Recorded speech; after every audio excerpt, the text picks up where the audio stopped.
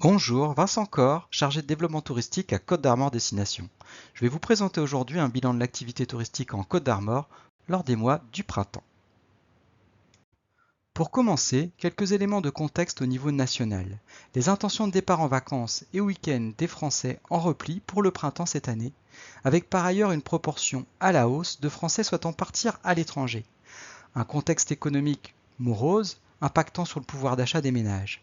En revanche, le calendrier était favorable cette année à un étalement des flux sur le printemps, et la météo, bien plus clémente que l'année dernière, a bénéficié aux destinations françaises. Ainsi, le premier bilan national portant sur les vacances de printemps est positif, avec notamment une progression lors du week-end de Pâques, plus 21% pendant les vacances des Parisiens, et des perspectives bonnes pour l'Ascension et la Pentecôte. Pour les Côtes d'Armor, les mois d'avril et de mai cumulés totalisent 5 millions de nuitées, un niveau stable par rapport à 2024 et en léger repli par rapport à 2023. En avril, les vacances de printemps progressent, à l'image des autres destinations françaises, en particulier la semaine commune des Bretons et Parisiens, cumulée avec le week-end de Pâques. Le mois de mai est par contre en repli, malgré la possibilité de réaliser 3 week-ends prolongés.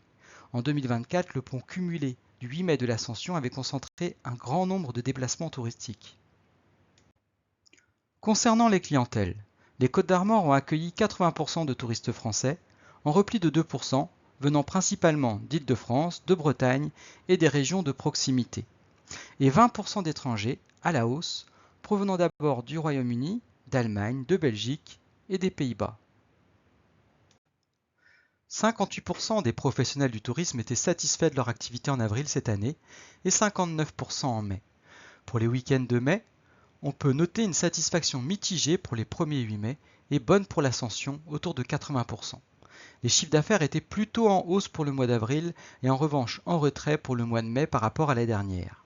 Le mois d'avril était plutôt favorable aux activités de loisirs, châteaux-musées, parcs de loisirs et à la restauration, mais peu satisfaisant pour les hébergements à la nuitée, en particulier les chambres d'hôtes.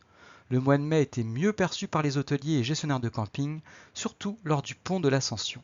Par contre, la restauration semble avoir souffert d'une tendance à la baisse de consommation des clientèles, habitants comme excursionnistes et touristes.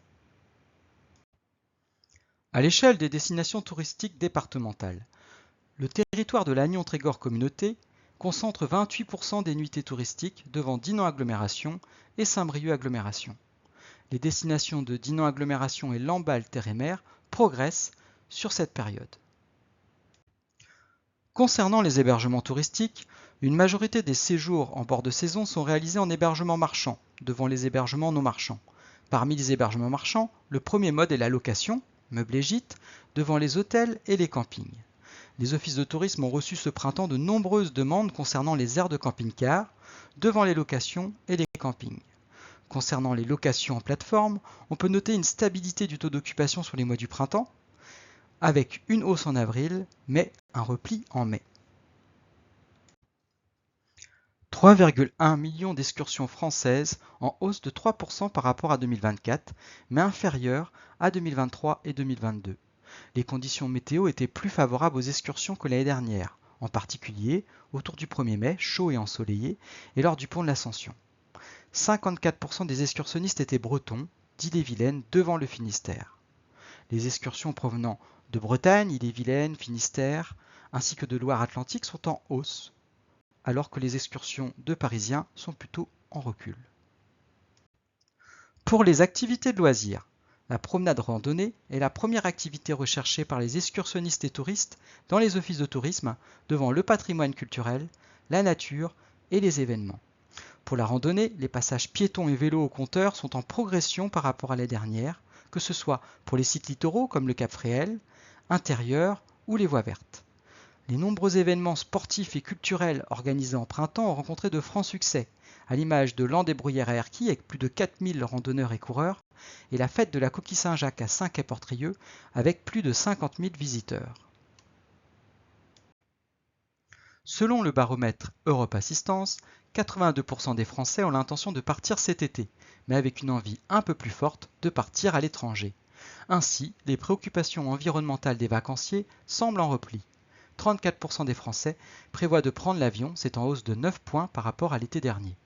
Pour autant, 67% des Français choisiront la France. Les destinations littorales seront à nouveau plébiscitées et la Bretagne dans le top 3.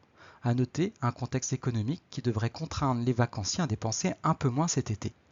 En Côte d'Armor, 65% des professionnels du tourisme sont optimistes pour la suite de la saison. Malgré des réservations encore en retard pour une part non négligeable des professionnels, en particulier les gestionnaires de camping et hôtels, une part importante des clientèles programmant leurs vacances d'été de plus en plus tardivement. Les réservations en location en plateforme sont par contre pour l'instant en avance de l'ordre de 10 points par rapport à l'année dernière à la même période, avec notamment de bons taux de réservation en juillet, à partir du week-end du 14 juillet, et en août lors de la première quinzaine.